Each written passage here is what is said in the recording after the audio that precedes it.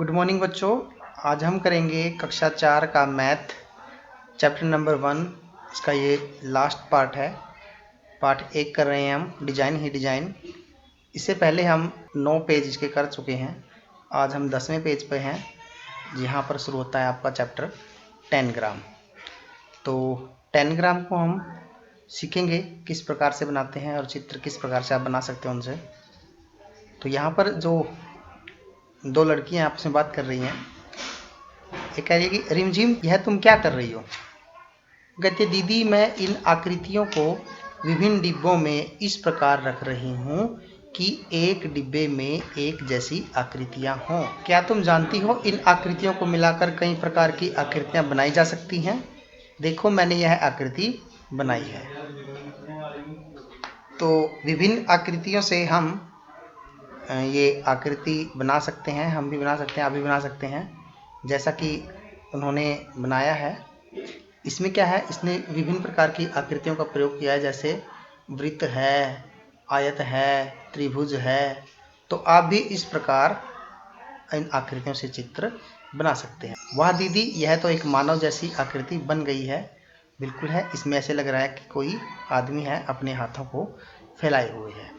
तो आप भी विभिन्न आकृतियों का प्रयोग करके कोई ना कोई आकृति बना सकते हो। तो आप भी कोशिश करें इसको बनाने की। तो यहाँ पर एक जो बॉक्स दिया गया है, आप दिए गए बॉक्स में ऐसी आकृतियों को बनाएंगे।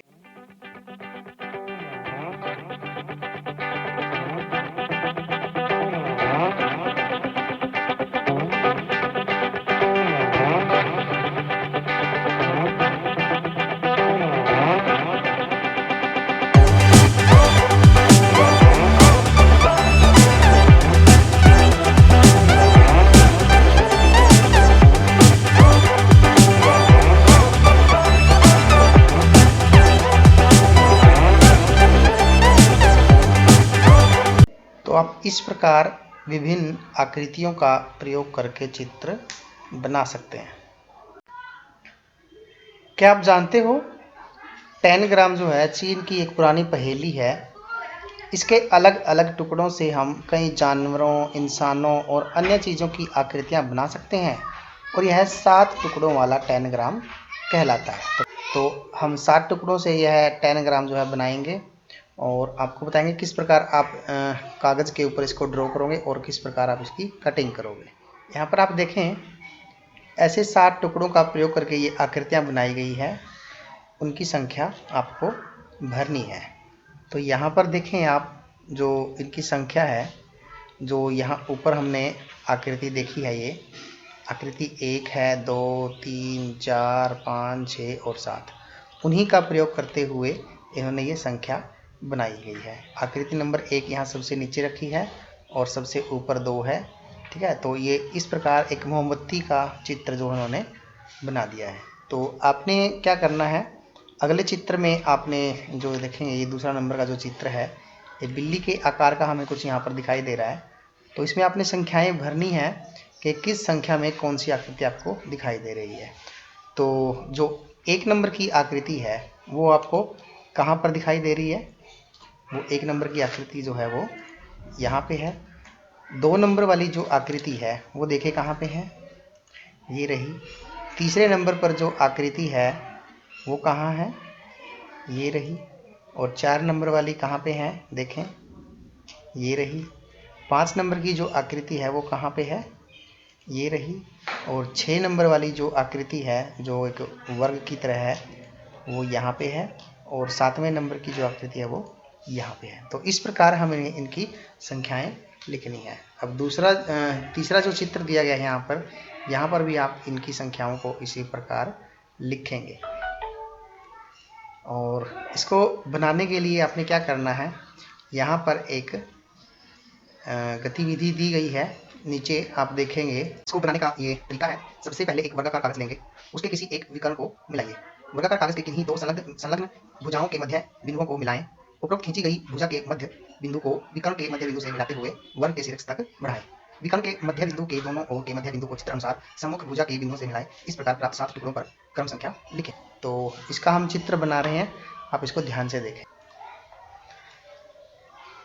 सबसे पहले आप एक वर्ग बनाएंगे और उस वर्ग का क्या करना अपने उसके 4 टुकड़े इस प्रकार आप करेंगे कि यह बिल्कुल सीधा वर्ग बने। उसके अंदर आप 4 लाइनें खींच सकते हैं, बिल्कुल सीधी सीधी होनी चाहिए वो लाइन। ये थोड़ा हम कंप्यूटर पे कर रहे हैं तो हो सकता है थोड़ा इधर उधर लाइन हो ये। तो आपने क्या करना है, आपने बिल्कुल चौकोर कागज़ लेना है और उस चौकोर कागज़ से बिल्कुल सीधी सीधी लाइनें को हम खींच लेंगे।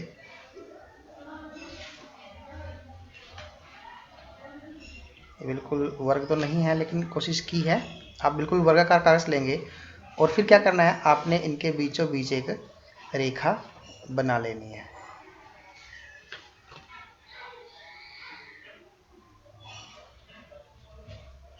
और एक रेखा आप यहाँ से यहाँ तक की बनाएंगे और आप देखेंगे इसमें जो ऊपर का पोर्शन है ये हमारा एक तैयार हो गया है। ये देखें, एक तो हमारा ये इसका टुकड़ा तैयार हो गया। दूसरा टुकड़ा हम यहाँ से ले लेंगे इसका, ये 2 टुकड़े हो गए हैं हमारे।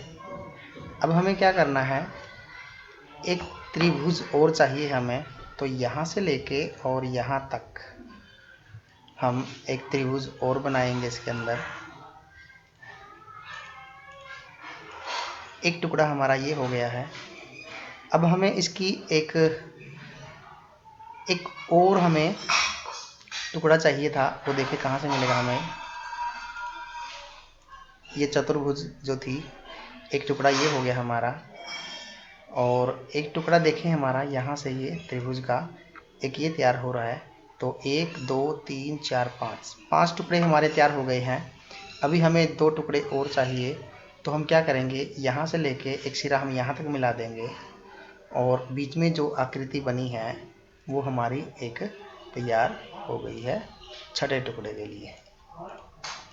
तो ये 6 टुकड़े हो गए हैं हमारे। अब 7वां टुकड़ा दो आप देख रहे हैं नीचे, ये 7वां टुकड़ा हमारा तैयार है। तो ये 10 ग्राम जो है वो हमारा 7 टुकड़ों का बनकर तैयार हो गया है।